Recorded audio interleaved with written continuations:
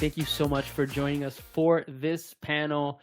It's funny because I've had the privilege of, we talked about privilege in the green room, Ryan, and I feel like I've had a lot of privilege just being able to work with some incredible people and become friends with folks. And so when I do these events or webinars or whatever, I usually know the people for the most part. And that's just been like 20 years of, again, having that privilege of making tremendous friends. So thank you to everyone on this panel. We'll go and do like a quick intro. Hopefully we can keep it to like 30 seconds or so here in a second.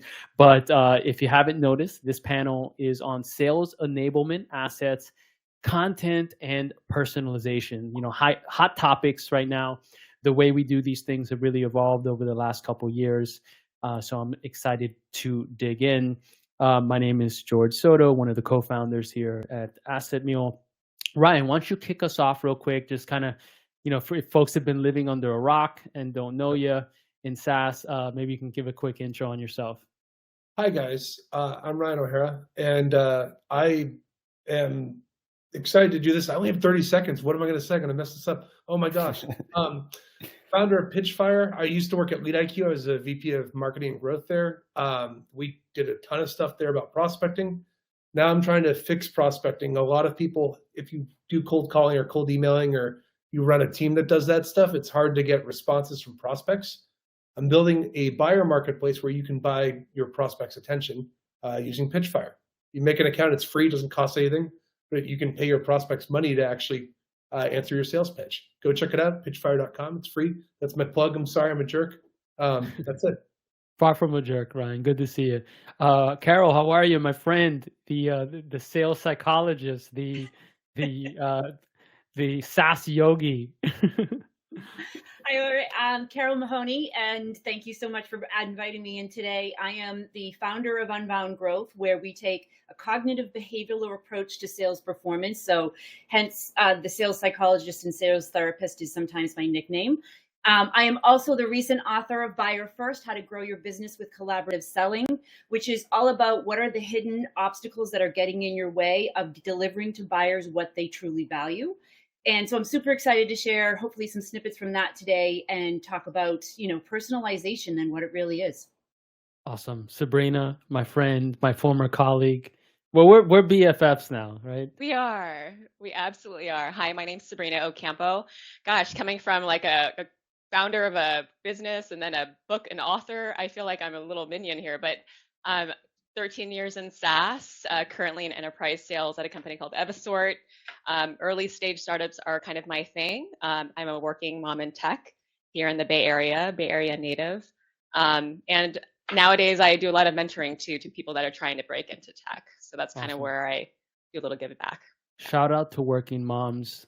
As I've lived with my fiance for the last almost 2 years, and she's the hardest working woman I've ever met. So I got a lot of compassion and love and respect. Justin. Hey everyone, I'm Justin Dorfman. I'm CEO and co-founder of AssetMule. My co-founder Jorge here, very kind to have me on this panel. And I'm a former SaaS salesperson turned product marketer who's essentially scratching my own itch with AssetMule.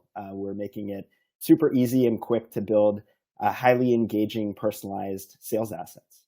So excited for this conversation today, super relevant. Well, thank you so much, Justin. So Sabrina, why don't we start off with just kind of getting your perspective on the current state of sales enablement and really how can sales reps really leverage it? Because, sometimes it can be a drag and, sales enablement does a bunch of stuff, product marketers do a bunch of stuff, but, we don't really fully take advantage of it. And I think sales enablement, because of technology has really kind of evolved and has been changing basically every 30 days, right? It seems like.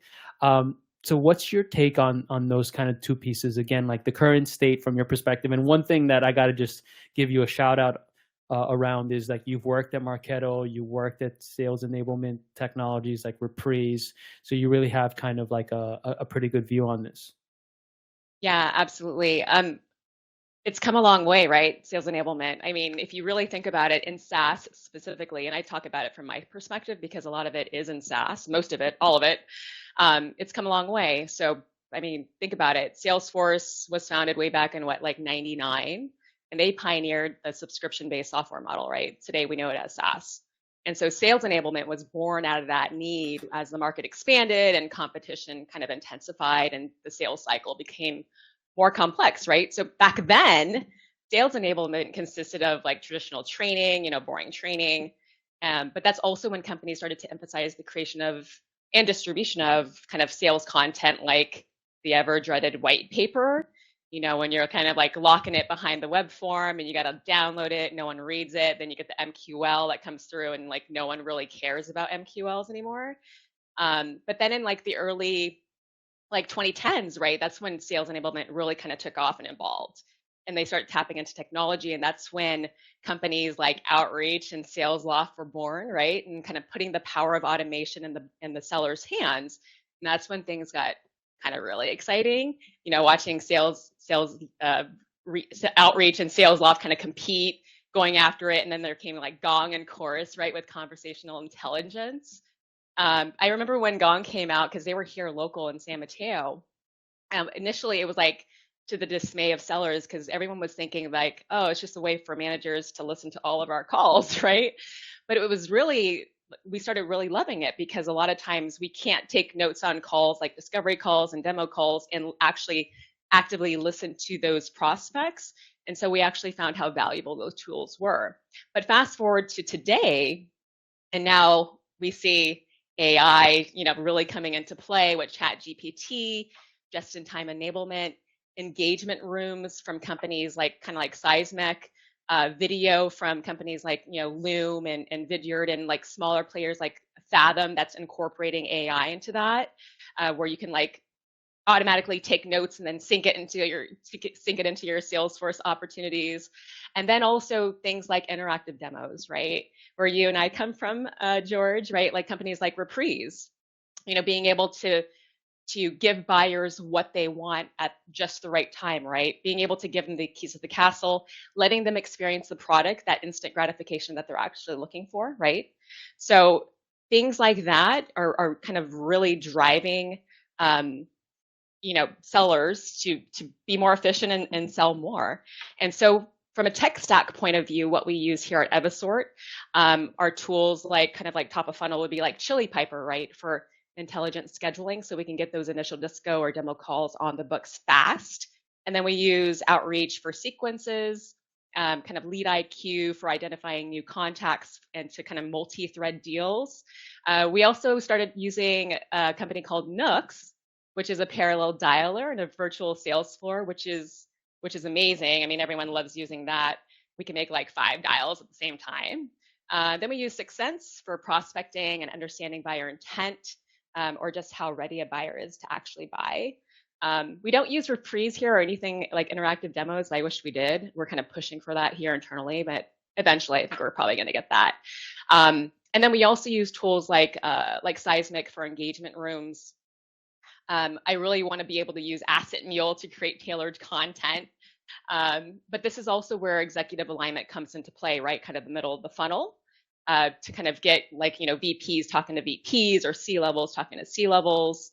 What I've also started been seeing is kind of putting effort back into on-sites.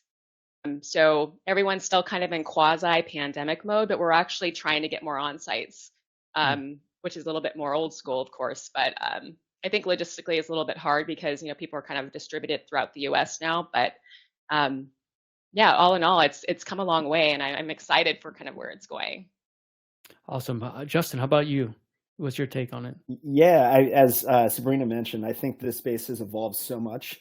And just, you know, Sabrina talking through, I think there's like 20 different tools that you mentioned. So even navigating the landscape can be quite overwhelming at times to figure out what the right tools are for you. I think in the most recent years, the thing that I've been most interested in is this transition that I think we're seeing from sales enablement to maybe buyer enablement, and sort of from one way, you know, let's get the salesperson to be trained and understand and give them all the data and intelligence they need to sell somebody, to let's create sort of a two-way conversation, right? Where, yeah, sales can create the right content and the right messaging and put it in front of the buyers, but also these assets that are being created are interactive, right? And it creates almost like an experience that a buyer can get into to really understand what this product is going to do for them, and even an environment for the seller and the prospect to work together to move the deal forward. So I think that's a super interesting innovation that's happening right now, is sort of that transition from one way to sort of a two-way conversation and buyer enablement. Carole, I know you like the buyer enablement piece. Yes, yeah, Justin, you just became my best friend like forever. Well, and I come at this from a perspective of not so much the tech side, but the person who's trying to figure out how to use the tech side, because I coach a lot of individual sellers and business owners and managers. And the one thing that I'm getting from them when I say sales enablement is that Led Zeppelin song, Dazed and Confused. That's kind of how they're feeling about the state of it today. But in terms of the tech that I actually recommend for them to use, and that I also use myself, there's a number of different ones. I love AssetMule for the specialized, personalized content, because we'll talk about personalization later, I'm guessing, but being able to customize a piece of content to a specific buyer, the buyer enablement piece, is so key today, because nobody wants the generic pitch deck or demo deck or pricing sheet, etc. The other thing that I find really helpful, some of the tools that I personally use and encourage clients to use, one is a call recording technology called Novacy. Yes, it's call recording, but the thing that's really cool about it is that it uses AI to measure the level of engagement of the other person on the call, to then be able to predict the likelihood of it moving forward to the next stage. So I use it for everything from my sales calls to my presentations, because then I can get that real feedback and click through the call to see what were they most engaged with. Other things that I use on a regular basis, things like Vidyard, of course, but then one of my other favorite ones of late is called Crystal Knows, which really helps you to understand, based on someone's social profile, like on LinkedIn, what is their DISC communication style. And that's when we can really start to understand what are the types of words, what are the types of technologies and things that we should share with them that they're going to find valuable, rather than just assuming. Before using that, I would dig into someone's LinkedIn profile and look at things like, what are the recommendations they made of other people? How do they word and phrase things, so that I could try and figure out what their DISC profile might be? This lets me do that at scale, and helps me to understand throughout the sales process, how do I customize my approach and my content for this individual? So it gives me that kind of inside knowledge to it that you don't normally get in your everyday research. So it helps to cut down on that dazed and confused as to how do I use this, and to Justin's now my favorite phrase, the buyer enablement of them in the process. So you can align how you sell with how they buy and have a true collaboration. Ryan, and you've been in this a while as well. Lead IQ, you were there for a while. You basically built that business. I feel like I should just have a flask. So I'll tell you something, piggybacking off of what Carole just said. One of the things that I kept thinking about, that we were doing studies on at Lead IQ, is that the average person that's doing sales on your floor is 25 years old. They were born after 1998. They were 9 years old when the iPhone came out. Hold on, I'm doing math in my head really quick. They were 13 when Spotify launched, and you were able to listen to any song ever made in history on your phone in 2 seconds, in 2 taps. They can watch any content that they want, in hundreds of movies and TV shows and stuff on all these applications, and they can do all this stuff in 2 clicks. And you know what we keep doing? We keep adding stuff to the sales stack, and none of these things talk to each other. And this is what I think the sales enablement status quo is today. We keep adding these tools and being like, oh, we'll enable them, they'll be great, it'll be fine. But no one thinks about the UI UX approach of this whole generation of people that got everything they wanted instantly.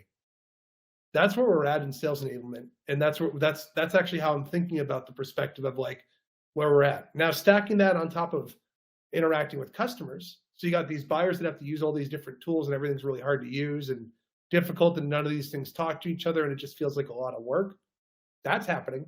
The other portion that you have is that you have buyers everywhere getting bombarded with tons of calls, emails, ads on LinkedIn. If you're in a buying process somewhere, you're probably getting content on YouTube that's going to retarget you if you're not paying for a paid version of YouTube. You're going to get retargeted by all these marketing departments and stuff. It's so hard to get people's attention. So you've got these 2 dilemmas, and the only way that you can stand out with that attention is by having more time. But if you keep adding more sales tools to your stack, and not thinking about how the UI UX experience is for this person selling, you can't put buyers first.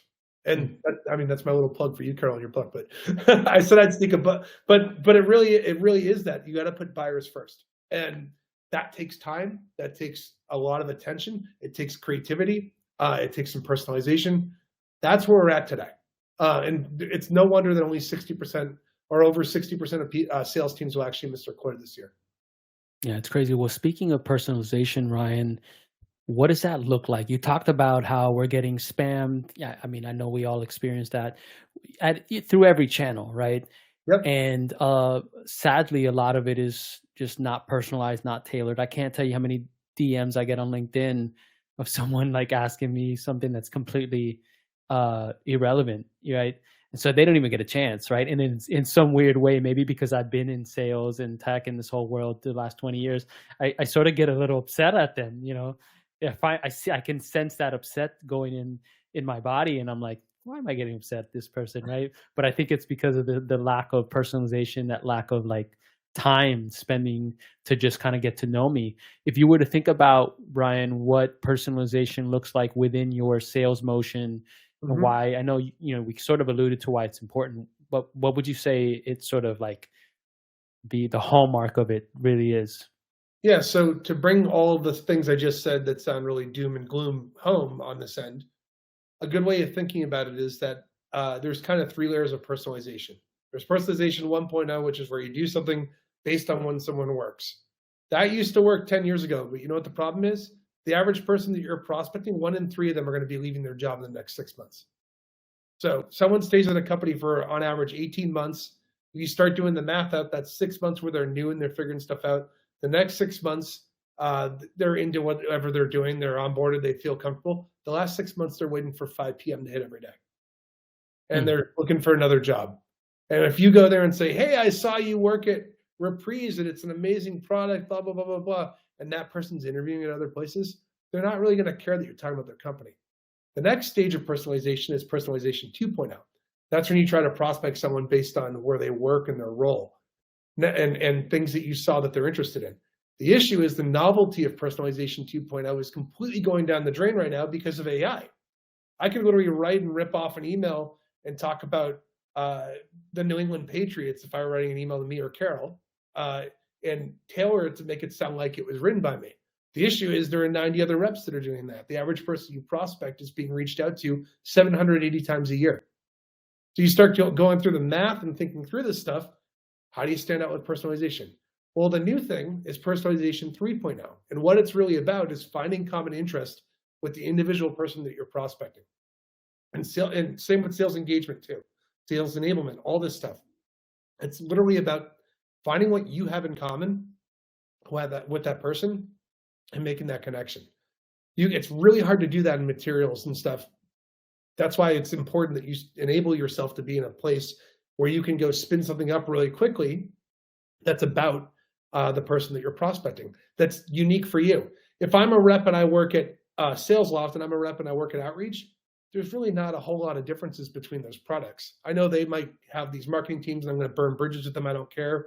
They're all the same thing if you like throw a dart in the dark and just throw something at them, right? Here's the thing. If you are a rep and you have something that you can share in common with that prospect, whether you're working a deal mid-funnel or top of the funnel, maybe even if you're an AM and you're up for renewal, it's all about that relationship and having that thing that you have in common and showing those things that you have in common. No one's going to be able to replicate you. And that's a good way of thinking about it when I think about like where personalization is heading. It's about getting in that hole with that person and having that thing in common that you bond over. Think about how we make all our relationships in life. You go to soccer camp and you meet someone there. You're a random roommate in college when you get into a dorm. Maybe you went to the same classes. Maybe your parents were friends and then you became friends. It's the same thing that happens with buyers. Awesome. I think just to sort of build on what Ryan just said, personalization, it can also increase throughout the sales process, right? Like when you're first trying to get in contact with somebody, you don't know that much about them. You don't know their situation. As you have discovery calls, then you get into demo presentations. Maybe you do follow-up presentations with the broader team. You learn more about them, more about their needs, more about their priorities, and more about the context of the company that they work at. And each asset or each interaction that you can have with them throughout that sales process can be more and more personalized. And not only is that going to resonate with someone because you're speaking their language, you're sort of speaking their world, but at the same time, you're showing that you're a real business partner, right? You understand, you listened, you care, and you're able to restate back to them what their main needs and priorities are, right? So I think obviously, the most challenging part is getting that conversation started and trying to find that mutual ground to get their attention from the get-go. But there's also this great opportunity throughout the sales process to get more and more personalized. The more information you gather and the more you get to know them and their business. Just to make it, not to overtake, I just want to add, like, what you're saying is really important here for people listening. Your buyers aren't just their jobs anymore. It doesn't exist anymore. That's gone. It got thrown out 5 or 10 years ago. Maybe C-suite, you might see that once in a while, but your buyers aren't their jobs anymore. That's all I want to add. Carole, relationships, we talk about this all the time, the human component. Right. What's your take on this? So I love that Ryan gave us levels 1, 2, and 3. I think of them as layers. Levels works as well, kind of like you're peeling an onion, and yes, it'll make you cry. But at the same time, to Justin's point of that personalization and how it goes, you're getting into those layers and deeper into those layers as you go through that sales motion. And so I look at it from the perspective of the goal of personalization is what? To get attention, right? And to keep attention. And so if we go, levels 1, levels 2, and levels 3, but level 4 is really when you start to understand how do they see things? What's their perspective on it? What are their goals? What are their impacts? And what is something that they don't know? If we can, there's so much information out there that is being bombarded onto our buyers. It's not a lack of information, it's a lack of context. And how does this apply to me in my particular situation?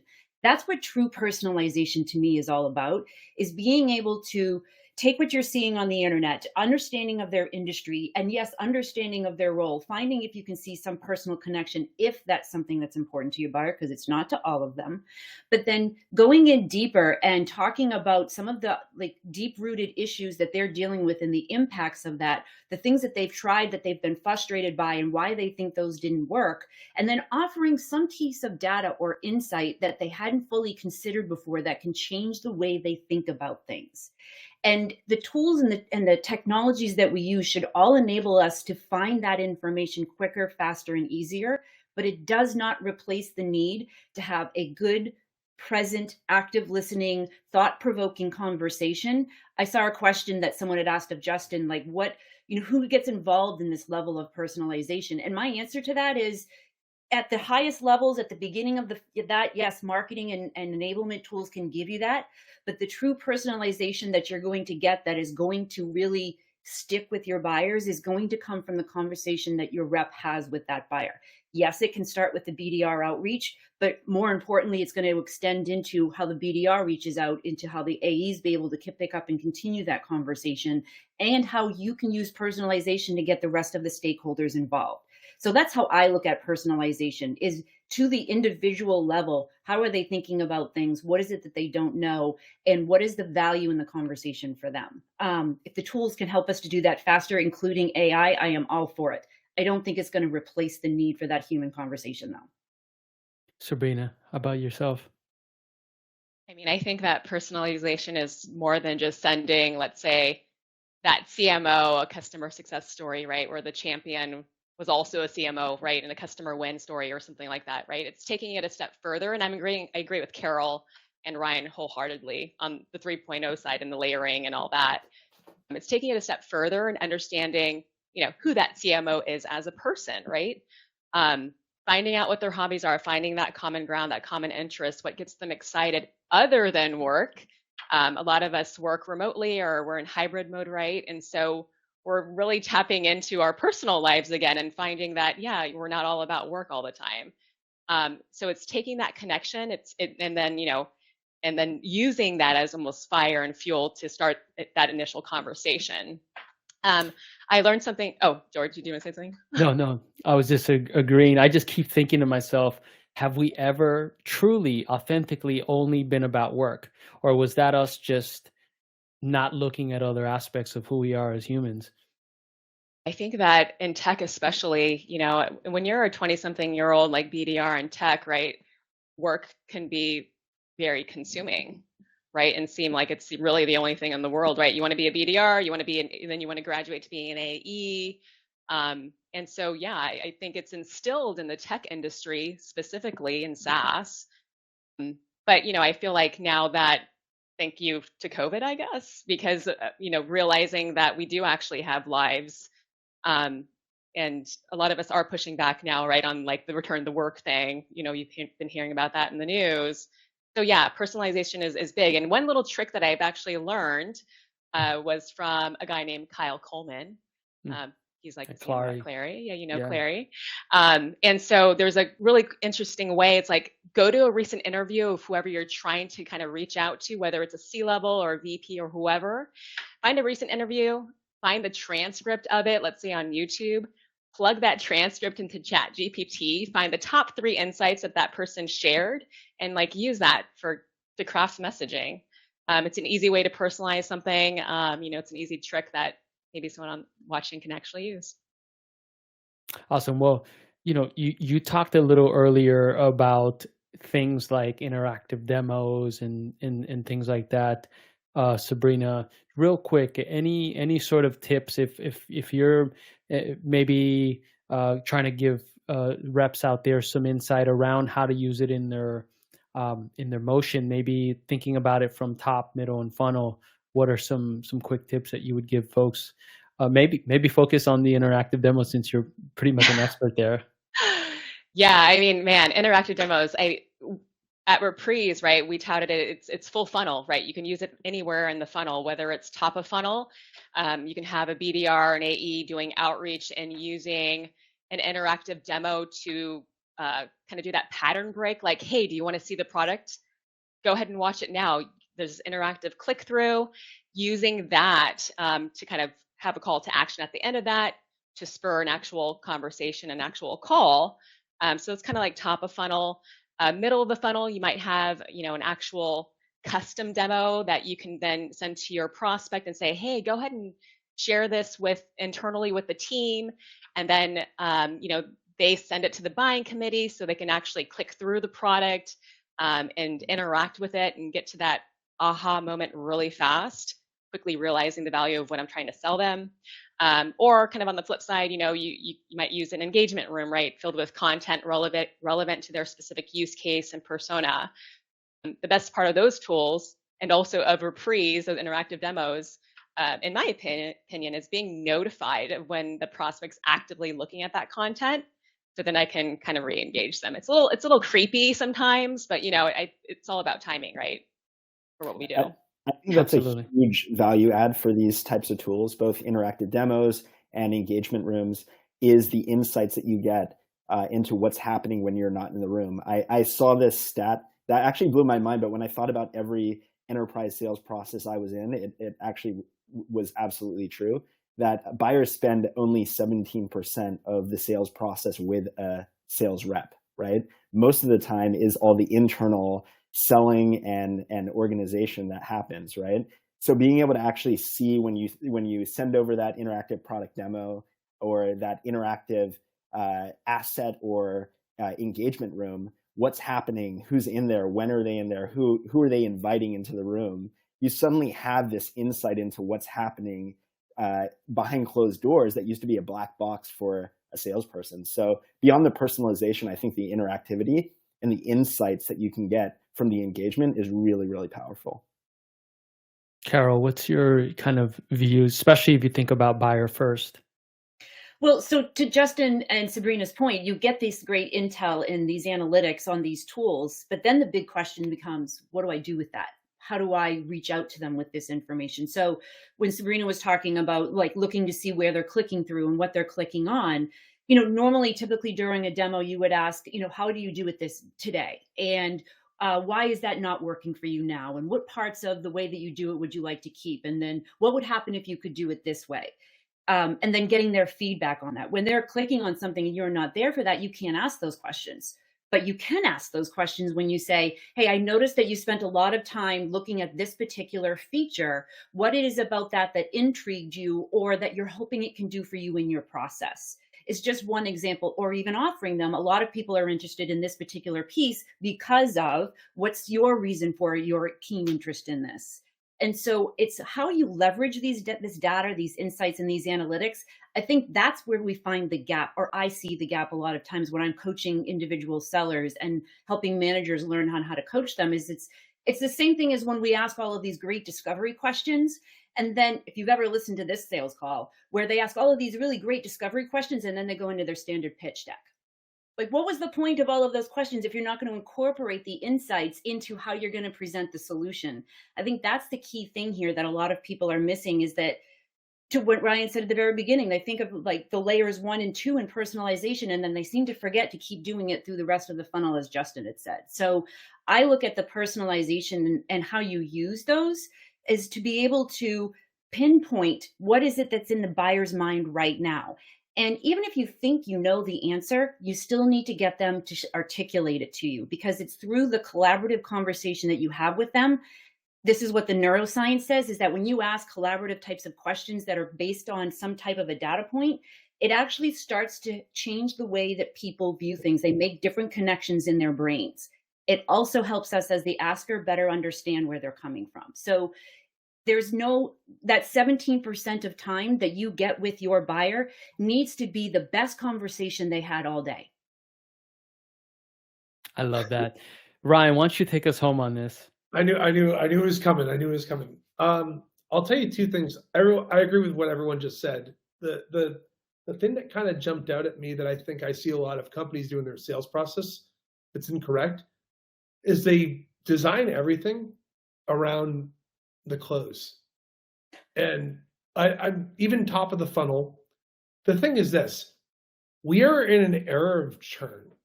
All these companies that grew and got huge valuations in 2020, 2021, and 2022 are doing layoffs. They're losing customers left and right.